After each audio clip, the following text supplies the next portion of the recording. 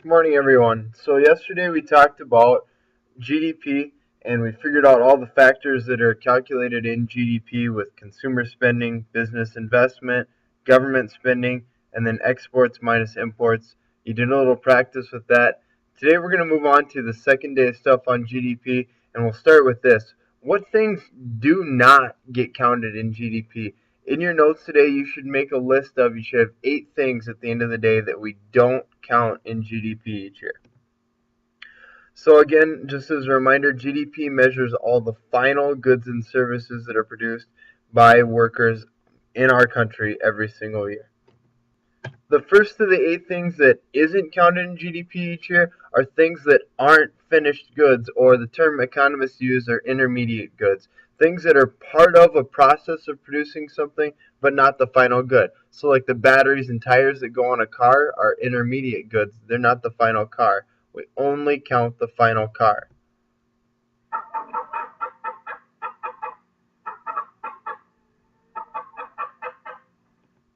Or Kentucky Fried Chicken buys chickens. We don't count the chickens they buy, we count the price of the chicken they sell to their customers. One thing we don't want to do is multiple count things. That's why we don't count all the intermediate goods. So look here at the value of a shirt that's produced.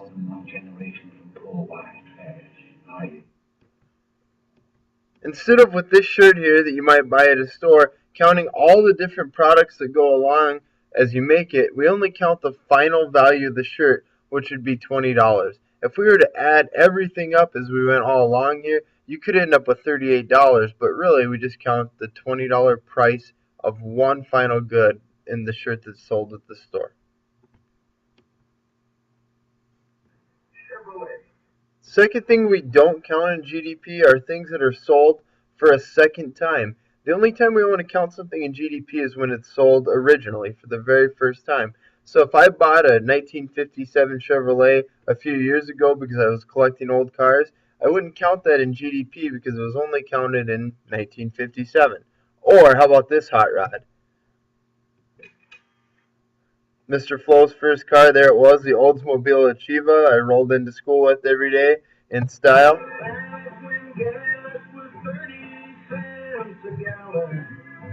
Okay, so it was like $1.50, $2.15. By the time I was out of high school, it was $2.15. My gosh, think of that today.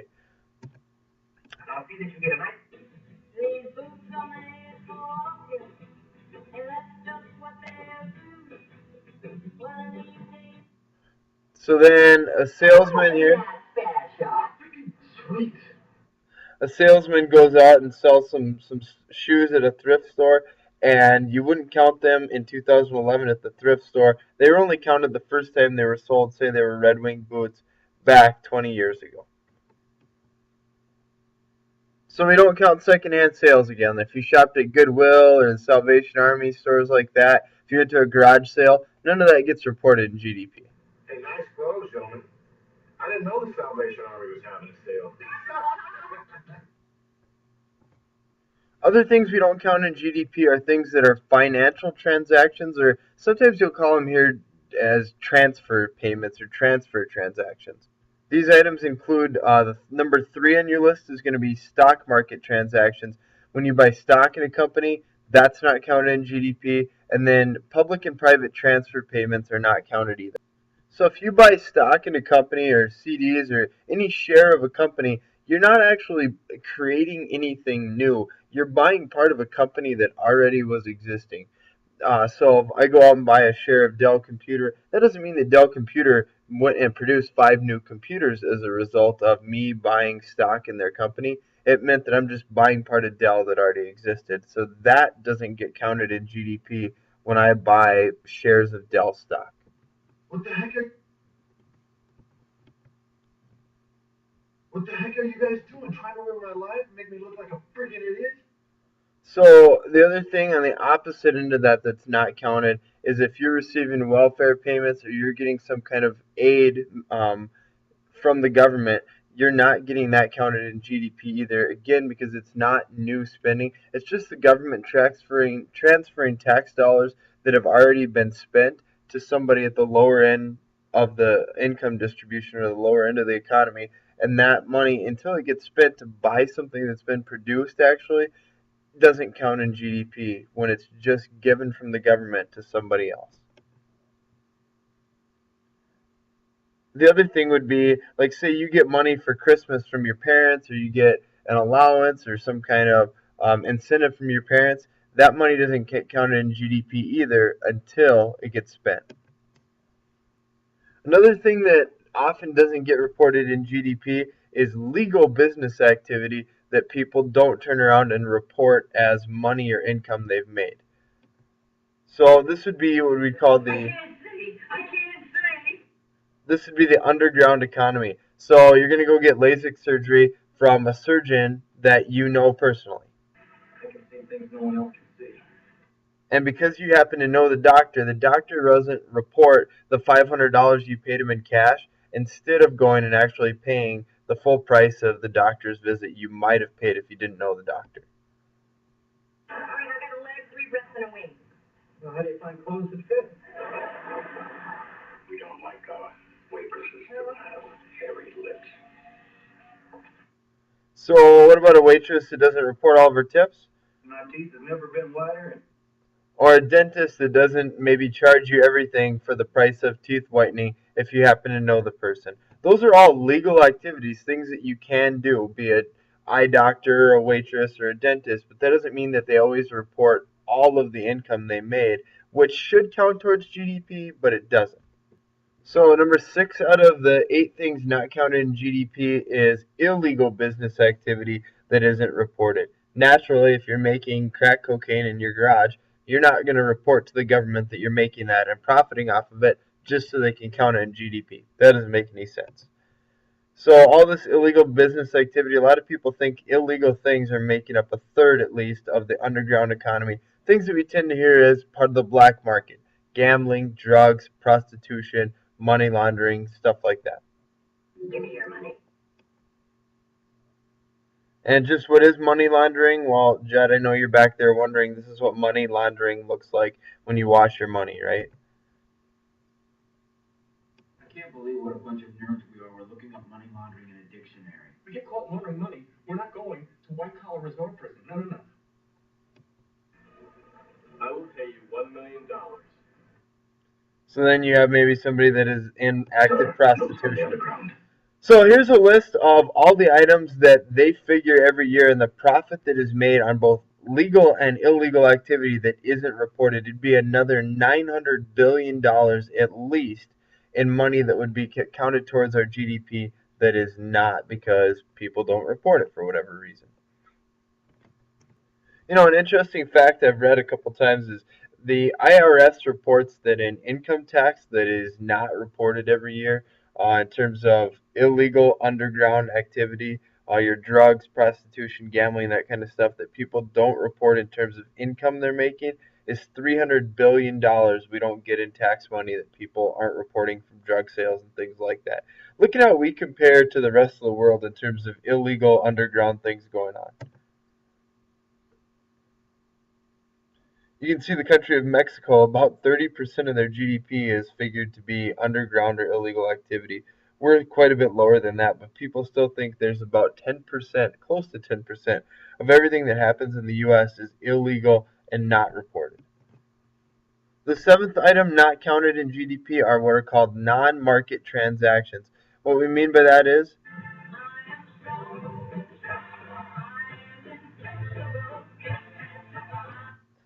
if you work in your own household, or you volunteer, or your wife happens to make you do some kind of house chores, you can't report that you did the dishes towards GDP and have the value that you figure your work is worth count towards our GDP. Same thing as if your parents make you guys go out and chop wood or haul something in to the house, that's not counted in GDP.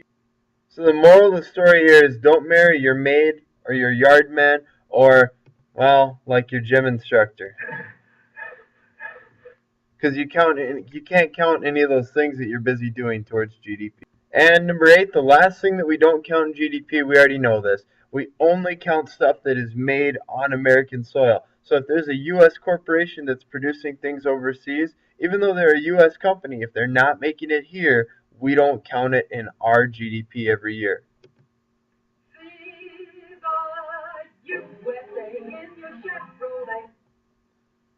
So you have GM or Chevrolet, any of those companies that might be operating overseas, Nike factories in Indonesia, just as two examples.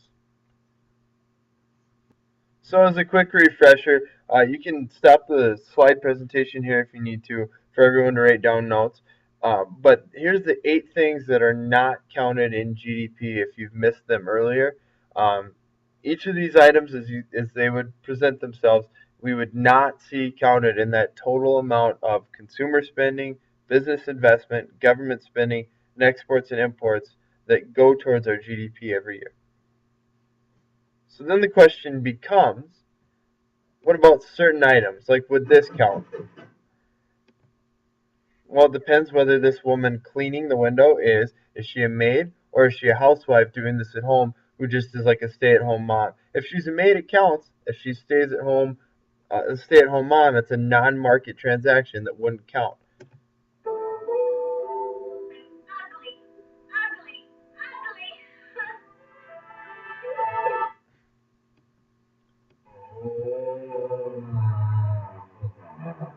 How about this one? It depends if the person fixing their car is actually the owner of the car or a mechanic that we hired to do the work. As you can probably already guess, the only one we're going to count in GDP is the actual mechanic doing the labor. So some problems with GDP, different things that we would look at that people would say are problems with GDP. Well, a lot of non-market transactions we don't count. A lot of people, though, do a lot of work for their own family business, their own home business, that should probably be counted towards productivity as a nation that we don't really count. We don't factor in like things that people do for leisure that they might also be paid for. If somebody goes out and they get paid for, let's say, refereeing a basketball game, but we don't count that in. We don't necessarily count in, if say it's that 57 Chevrolet, but we improve it to make it a better vehicle in 1965, or we restore a 1980s car today, then that vehicle, we don't count the improved quality of it today because, again, we only counted it in the 80s when it was produced. We don't count all the illegal activity like state of Colorado, the marijuana they're producing today because it's now legal there. Okay, beforehand we weren't counting all of that towards GDP, and we know that there's a lot of places in the United States where drugs are contributing fairly heavily towards what could be counted in GDP if it was only legalized. That's not advocating for it, but it's saying from an economic perspective, it would benefit GDP and what we're actually producing. So the last new thing from chapter 11 at the end of our presentation today is knowing the difference between what's called nominal GDP and real GDP. Here's the difference right here. Nominal GDP is the prices that we measure just this current year. That's nominal GDP. The number we care a lot more about, though, is real GDP. We want to know how the GDP that we've accumulated or we've calculated for this year measures or stacks up against previous years. Here's some examples. So GDP is going to be the total value of all goods and services produced in a country in 1 year. Let's take year number 1.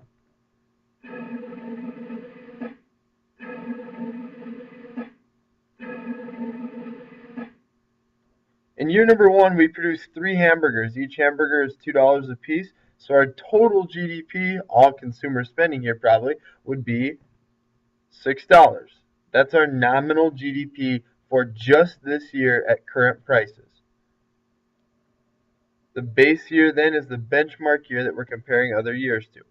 Here's year number 2 now.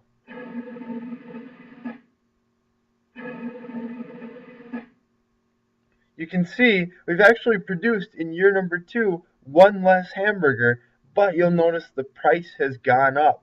So if you do the math here, our nominal GDP just for year number 2 is going to be $6.10. Now, if you don't know what's happened here, you're going to say, wow, that country must have been more productive in the second year. My job. It's real. But if you look at it, we haven't really been more productive. Even though we made more, we actually in terms of profit or GDP, we haven't really produced anymore. We actually produce less, and the economy in year number 2 is worse off because